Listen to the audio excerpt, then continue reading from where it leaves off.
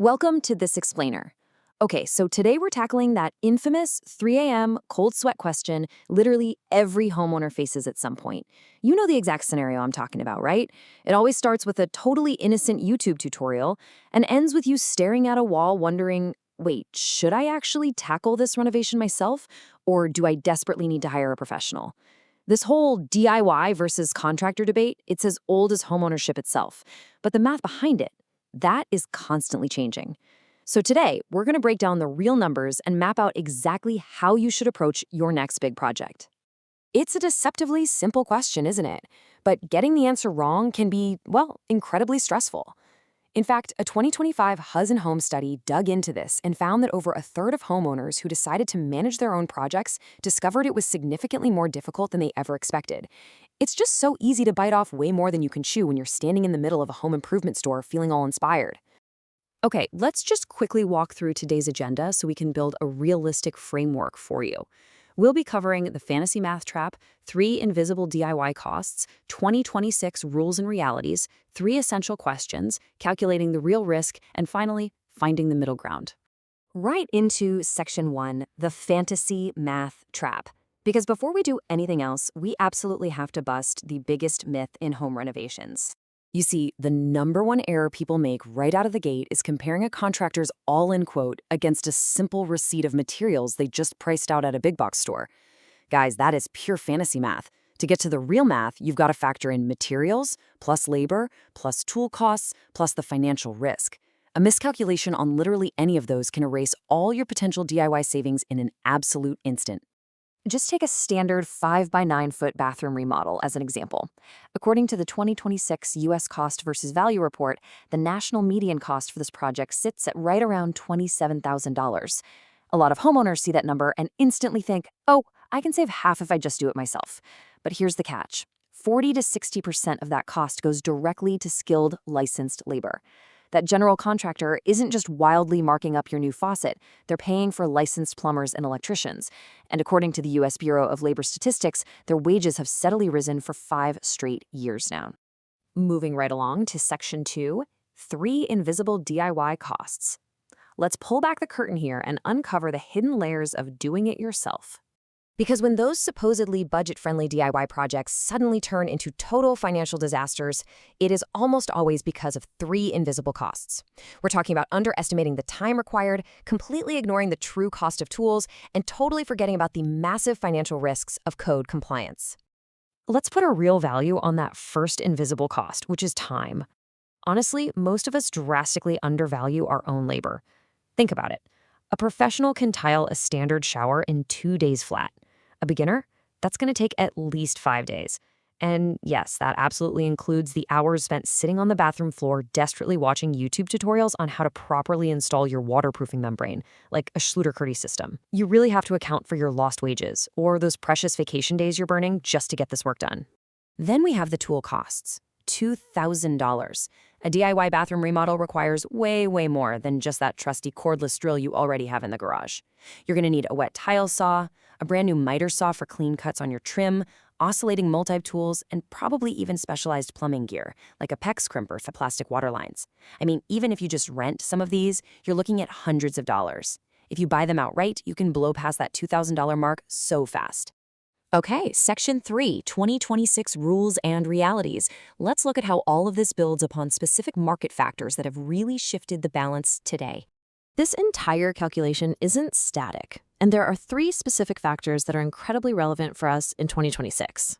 First off, while interest rates have stabilized a bit from previous years, they are definitely still elevated. That makes financing large projects, and particularly those costly DIY overruns, really expensive. This naturally puts a massive premium on the budget certainty you get with a fixed-price pro contract. Second, Federal Inflation Reduction Act, or IRA, tax credits are in full swing for energy-efficient upgrades. But here's the thing. Installing stuff like heat pumps often actually mandates a certified professional just to qualify. DIY it, and you're literally leaving free money on the table. And finally, sure, basic supplies like James Hardie siding or Benjamin Moore paint are pretty accessible to anyone. But contractors, they have far superior access to unpredictable specialty finish supply chains that a regular homeowner simply can't replicate. Which brings us to section 4, 3 essential questions.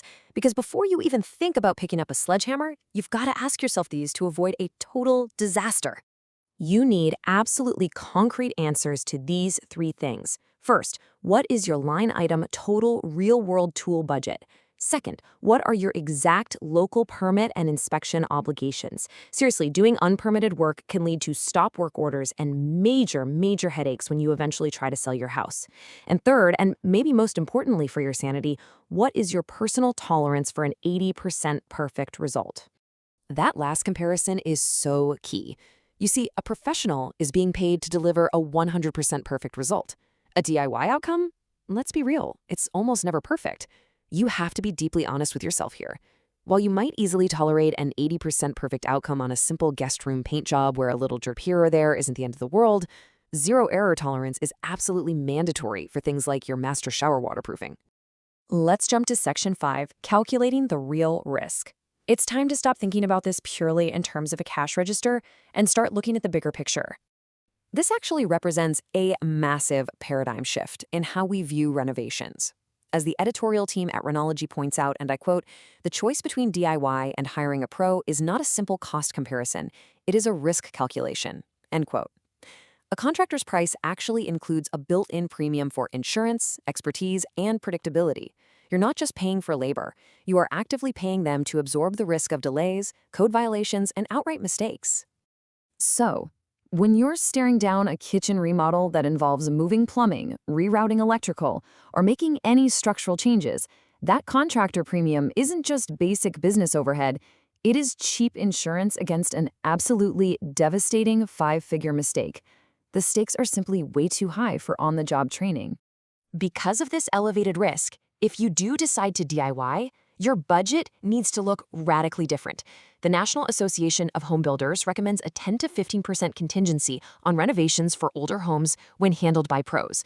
But a DIY project, that requires a massive 25% contingency budget. Why? Simply because your risk of making a really costly mistake is statistically so much higher. Finally, we've reached section 6, finding the middle ground. And honestly, this is where the good news comes in. Thankfully, you really don't have to choose between a full-blown DIY nightmare and handing over complete financial and creative control to a contractor. Beginners should absolutely stick to forgiving cosmetic updates with low tool costs, stuff like interior painting, swapping out cabinet hardware, or maybe slapping up a peel-and-stick backsplash. Mistakes there are cheap and easy to fix. But listen, there is a strict hire a pro list. You should absolutely never touch the main electrical panel, never alter gas lines, definitely don't mess with load-bearing structural walls, and do not attempt roofing. The physical safety risks and the financial costs of a leak or a fire are just way too high. If you do take on a project from that safe list, you really must use this specific, realistic 4-part budget. Step 1, price out your materials and add 20% right off the bat for waste and inevitable mistakes. Step 2, include the cost to rent or buy every single tool you don't already own. Step 3, add a strict line item for your permits and your dumpster or disposal fees. And step 4, lock in that crucial 25% contingency fund we just talked about. Trust me, that contingency is the only thing standing between a minor surprise and a full-blown financial crisis. You know, you can also embrace the hybrid approach. This is such a fantastic middle ground. You could act as your own general contractor, which means you directly hire and manage the individual plumbers and electricians. You save the GC's markup, but you do take on the headache of scheduling. Alternatively, you can hire the pros for the really high-risk phases, like running new electrical circuits or the behind-the-walls plumbing rough-in, and then you step in to handle the lower-risk finishing touches yourself, like the painting, tiling, and trim installation. Ultimately, it all boils down to this one final thought. As you weigh the time, the tools, and the rules we've explored in this explainer today, the most important math you can do isn't asking, can I physically do this job? The real question you absolutely must ask yourself is, can I afford the consequences if I get it wrong? Keep that question front and center, use the frameworks we discussed today, and your next project will be built on a truly solid foundation. Thanks so much for joining me, and happy renovating.